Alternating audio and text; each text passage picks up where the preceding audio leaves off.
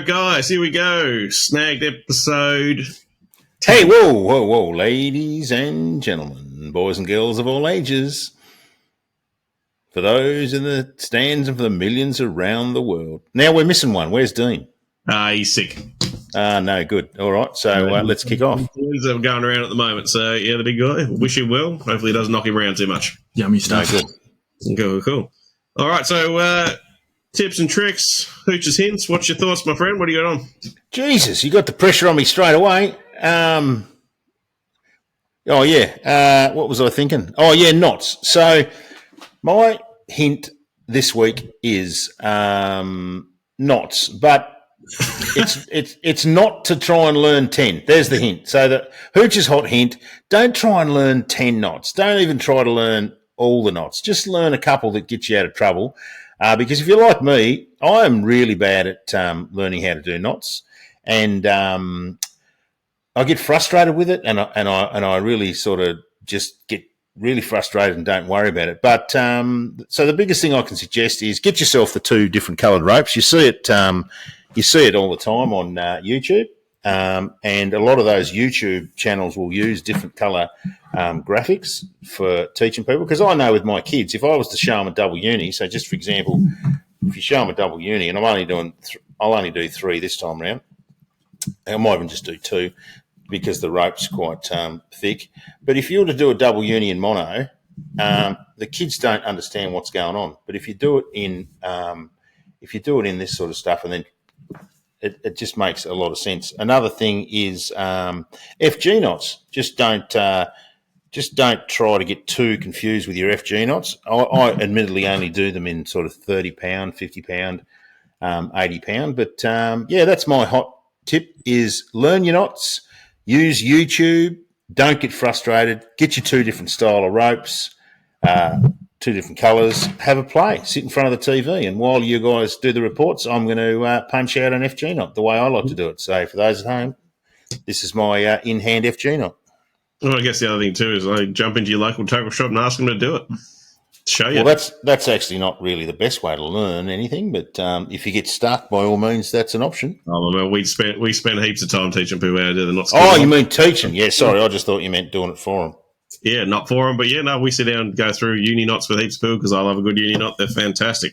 There's a lot of knot puns going on here, and I'm sort of there's not that many. Yeah, I'm not sure whether they're mean by Hooch or whether he's just sort of not really knows what's going on with his knots, but who knows?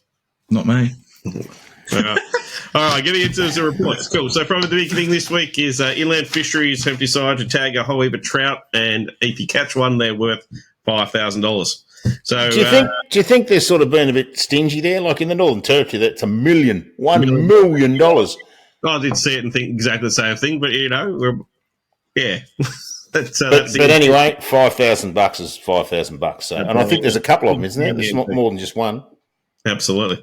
All right, so those people don't know, this is where they've chucked them. 2 in Arthurs, 2 in Brady's, 1 in Craigborn, 2 in Huntsman, 1 in Lake Leak, 2 in Lake McIntosh, 2 in Lake Rowellen, 2 in Lake Sorrel, and 2 in the Great Lake. So, yeah, don't forget, if you catch a trout and it's being tagged, get it to IFS and hopefully you're going to win some dollars. Oh, hang on a minute. So that's actually more than one of them. Yeah. There's, I think it was a total of, 16 or something along those lines. So, yeah, there's plenty of fish there. Absolutely. Oh. Those 2 in Great Lake are just never going to be seen. The Great Lake ones would be a bit of a go, but yeah. Surely if you catch one out of Great Lake, it's worth double. Well, I think so. Well, we've talked to fisheries about that, see if they can do it for us. Cool. All right, heading over into fishing reports. A little bit of salt stuff. Legends Mick over at MSK Fishing, he said he's been blading for bream up the Swan River with Plenio, using Eco Gear ZX40s in gold and crawdad colours. The boys smashed them. The fish are in great condition. A lot of people don't vibe. It's this conversation I'm always having with Plenio is in here. Like, it amazes me that more people don't use vibe lures for catching fish. I don't think whether they just don't know how to fish the things or what it is, but they are definitely worth having a bit of a go for.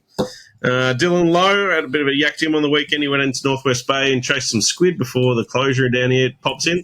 Had his bag in about 10, 15 minutes. I just got a question. What the hell is that spelling? Well, look, sometimes you got to do it fast. DECVEN TN. Well, the thing is, I just copied and pasted it from a report, so it's not my bad spelling. We'll run with that. All right, you can do the next one. Righto, Joni, we got 148 sport length. It was estimated to be 50 kilo range. Bluefin? Bluefin, Not a brim. Okay, yep. Which 148 centimetre fork is an interesting way to measure bluefin. Well, I saw a fork and I just thought it was a brim. That's a big brim. I'm like, where'd you get that from? That's exactly right. But the big guy managed to get out there. Weather's been atrocious, as everyone knows. And he was frothing at the bit to get out there. And anyway, that man. I think it's actually easier to measure anything to the fork because a lot of fish will wear the tails, and even some tuna will have a worn tail for some reason. That's probably the best in-hand FG knot anyone's ever seen. I'm going to talk it up a little bit. And some of you that might have watched, not only do the knots practice your manual finger dexterity, but also your tongue dexterity as well, because it can't be a bad thing. Not only just for bad fishing. Let's go. All right. He got it on one of the new Jonas Kona XT lures and Dr. Evil colour pattern. These lures are cool. They're not out yet. So, he's down there testing some stuff. You saw him up at so did Hooch. They're a fantastic looking lure, and I can't wait to have them in the shop. Laura Whitaker with a nice valley up at St. Helens. Good, awesome job there. What else we got, man? Trout. We're moving into some trout stuff. Leah Webb with a nice brown from the Mersey River. We also got, Alex Green with his first brown trout for the season. Alex Green from the Fishing Connection in town. Got out and got his first trout for the season. Good job, my man. Take that. Absolutely. Jamie Harris with a stonker from Crescent. They're all stonkers in there, aren't they? And then this one I saw today made me laugh. Jarvis Wall with a myriad of fish pictures that you can see around the screen. He's been absolutely smashing them up at Crescent this season. But you probably do it out. So he's been keeping it a little bit quiet, but it's not a big thing to put a big post up and brag about it. But he's done well. So awesome work, Jarvis. Yeah. What do you got for us each?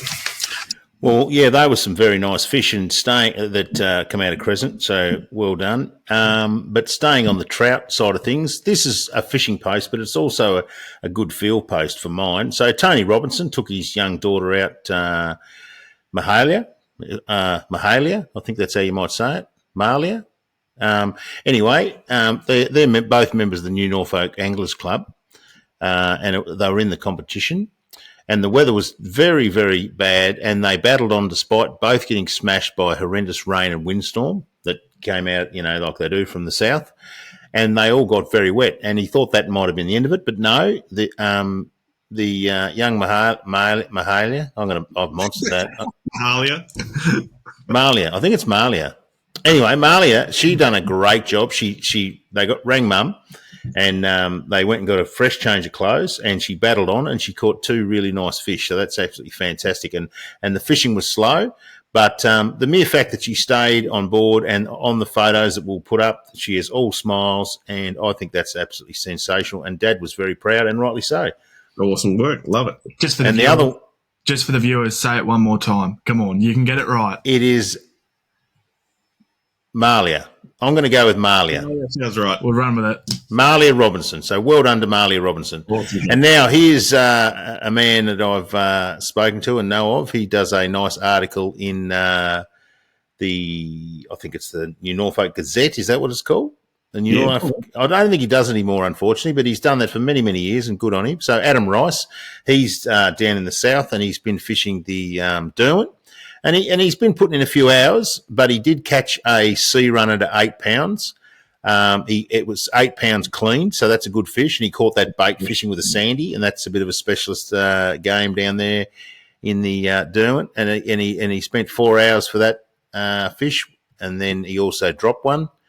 But he got 6 fish, 1 keeper over, I think it was 16 hours fishing. But Tony Robinson, who's the dad of Mahalia, he actually chimed in with a comment on that post, and he said, I would take no bites for the second night for that 8 pound fish. And he's quite right. That is a good fish, 8 pound clean. Saltwater stuff. Well, we've all got a bit excited because the weather became good for 2 days, but it turned a bit feral. So it's been a bit ordinary up here in the north.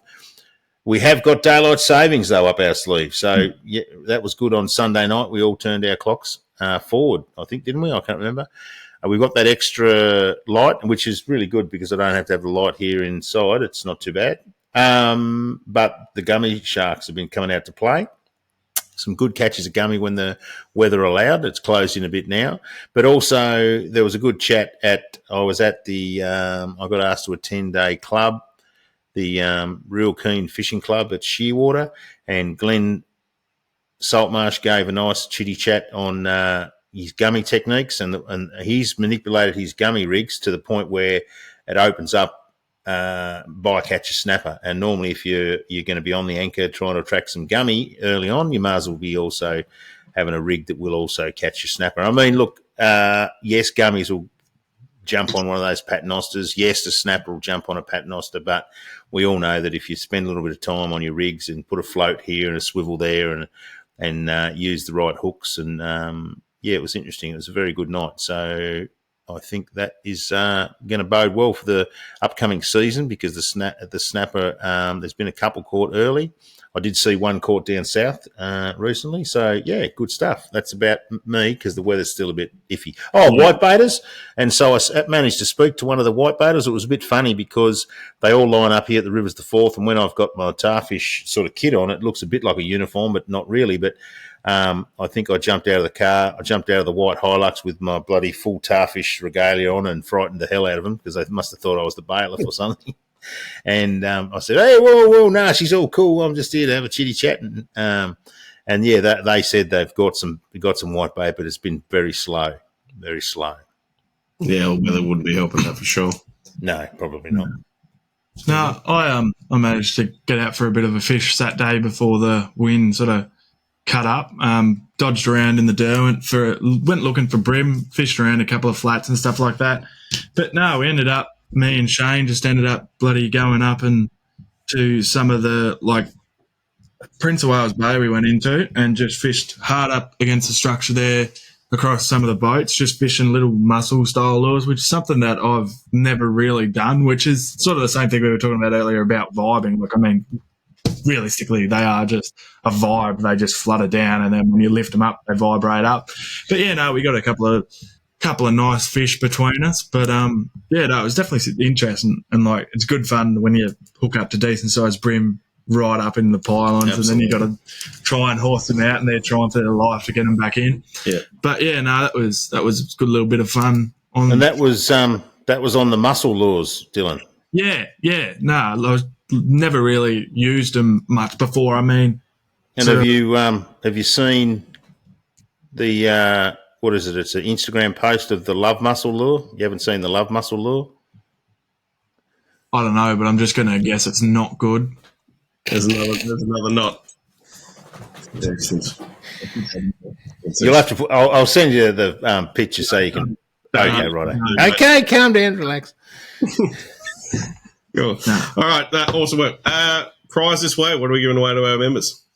What are we giving away? I didn't tell you. Do you remember? No. I know. I remembered.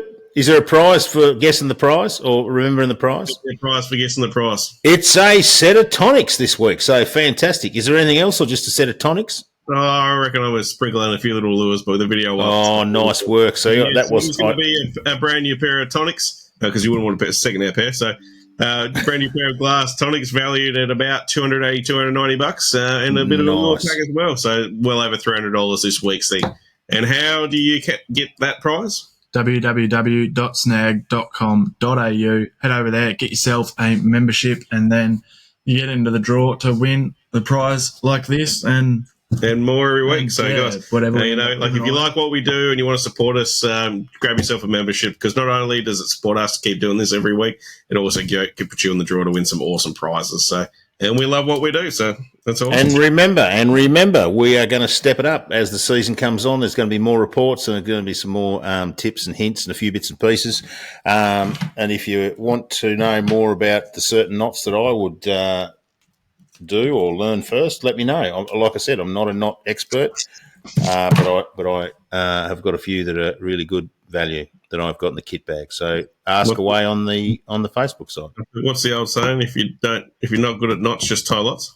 Well, that doesn't really work in fishing. It might go okay if you're trying to tie something on the back of your ute, but in fishing, every time you tie a knot, it actually degrades the line and it causes weakness. I wouldn't. Yeah, no, not ideal. So the art of a good knot is to not cause any, weakening of the line. Weakening of the line, particularly in mono. Braid, I don't know, but I think braid you would get away with tying a rough knot, but if you tie an ordinary knot in mono, it'll bring you undone.